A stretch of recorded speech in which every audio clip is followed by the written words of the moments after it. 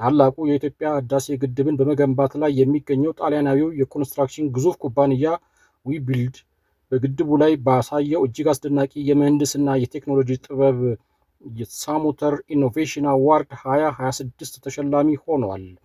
በጣሊያን በተካሄደው ዓለም አቀፍ የኮንስትራክሽን ማሽነሪዎች ኤግዚቢሽን ላይ የቀረበው ይህ ሽልማት የህዳሴ ግድብን የምህንድስና ውስብስብነት ብቻ ሳይሆን ፕሮጀክቱ ለኢትዮጵያ የኢንዱስትሪና የኢነርጂ እድገት ያለውን የላቀ ፋይዳ ከግምት ያስገባ ነው።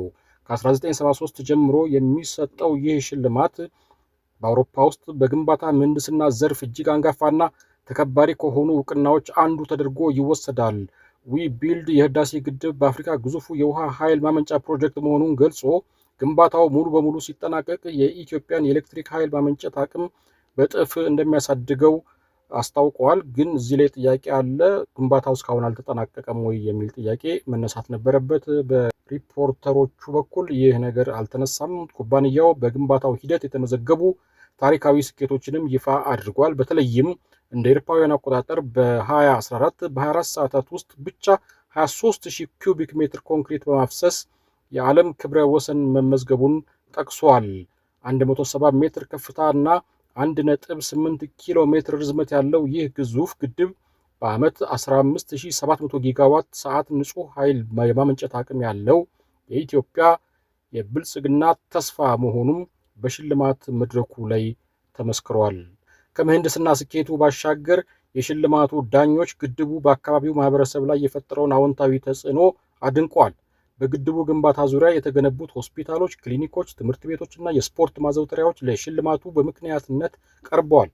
ከ25000 በላይ ሰዎች የተሳተፉበት ይህ ግዙፍ ፕሮጀክት አብዛኞቹ ኢትዮጵያውያን በስራው ሂደት ከፍተኛ የቴክኒክ ክህሎትና ልምድ እንዲቀስሙ ማስቻሉም ትልቅ ስኬት ተደርጎ ተቆጥሯል። ይህ ሽልማት የህዳሴው ግድብ የኢትዮጵያን ብቻ ሳይሆን የአፍሪካን ገጽታ የሚቀይር ድንቅ የጥበብ ውጤት መሆኑን ዳግም ለዓለም ያበሰረ ሆኗል። ከዛሬ ግንቦት 6 ቀን 2018 ጀምሮ ወደ መካከለኛው ምስራቅ ለስራ ለመሰማራት የወንጀል ነፃ ሰርቲፊኬት የሚፈልጉ ተገልጋዮች በአካል አዲስ አበባ በሚገኘው ፎረንሲክ ወንጀል ምርመራ አሻራ ምርመራ ዋና ክፍል መምጣት እንደማያስፈልጋቸው የኢትዮጵያ ፌዴራል ፖሊስ አሳወቀ። ወደ መካከለኛው ምስራቅ ለስራ ለመሰማራት የወንጀል ነፃ ሰርቲፊኬት የሚፈልጉ በስራና ክህሎት ሚኒስቴር በተዘጋጁ ማዕከላት አማካኝነት በየአካባቢያቸው በሚገኙና በሚልኳቸው ኤጀንሲዎች በኩል አገልግሎቱን ማግኘት እንደሚችሉ ገልጿል። በጉዳዩ ላይ ተጨማሪ